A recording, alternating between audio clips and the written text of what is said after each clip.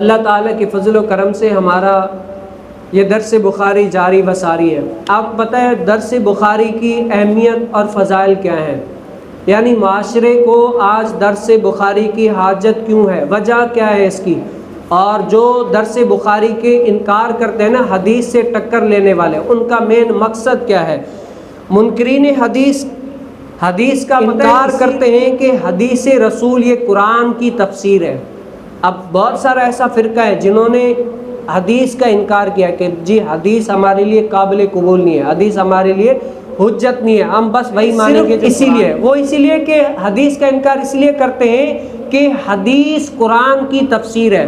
اب مجھے اور آپ کو تو نہیں پتا نا بھائی قرآن کی اس تفسیر سے کیا معنی ہے، یہ قرآن کی آیت اتری تو کس وجہ سے اتری۔ اب اس کو واضح کون کرے گے؟ حدیث رسول ہی واضح کرے گی، بھئی یہ آیت مکی ہے، مدنی ہے، فلاں فلاں صحابی کے بارے میں نازل ہوئی ہے۔ لیکن جو لوگ حدیث کا انکار کرتے ہیں، کیوں کہ دین میں مانوی تحریف کر سکے، ہم وہ کہیں بھئی یہاں پر یہ مراد ہے، بس یہی مراد ہے، کیوں جو ہم کہیں گے وہی صحیح ہے۔ اگر حدیث کے ذریعے سے لوگ قرآن سمجھیں گے نا تو کیا ہے، جنت کے راستے پر گامزن ہوں گے۔ پتہ ہوگا کہ بھئی قرآن کی یہ آیت یہ کہہ رہی ہے، ان چیزوں کا کرنے کا حکم دے رہی ہے، ان چیزوں کے بچنے کا حکم دے رہی ہے۔ لیکن اگر حدیث کا انکار کر دیا تو کیا ہے، اپنے من مانی تفسیر کریں گے۔ اور قرآن میں تفسیر بالرائے یعنی اپنے من سے تفسیر کرنا کہ اس کا یہ مطلب ہے، تو یہ کیا ہے، حرام ہے۔ یہ کیا ہے، حرام ہے۔ اسی طریقے سے دشمنان اسلام جو دین سے بغاوت کرتے ہیں، دین سے دشمنی کرنا چاہتے ہیں، اب وہ ظاہری اعتبار سے قرآن میں تو تعریف کر نہیں سکتے، قرآن کو یہ کہہ نہیں سکتے کہ بھئی قرآن پہ عمل نہ کرو، تو انہوں نے کیا ہے، ایک اپنی جماعت بنائی، اس جماعت کا پورا بیڑا اٹھایا کہ ہم نے کیا ہے، حدیث کا انکار کر دینا ہے۔ ظاہر سی بات ہے، جب حدیث کا انکار کریں گے تو بتاؤ کون سے بولیں گے؟ صحابہ کا اقوال ہے، ہم نہیں مانتے، تابعین کے اقوال ہے، ہم نہیں مانتے، ائمہ کا اقوال کے بارے میں موقف یہ ہم نہیں مانیں گے۔ جب حضور کی حدیث کا انکار کر دیا تو باقیوں کا انکار کرنا کون سا مشکل تھا؟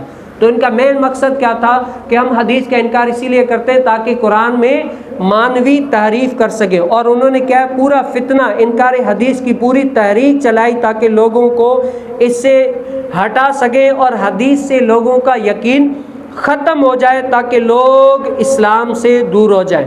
اور قرآن کریم فرقان حمید، آپ کو پتہ ہے جو قرآن کریم فرقان حمید ہمارے پاس دو گتوں کے درمیان موجود ہے۔ قرآن کریم فرقان حمید الفاظ کی حفاظت کرتا ہے، الفاظ کی حفاظت ہے کہ اس میں کوئی بھی رد و بدل نہیں کر سکتا۔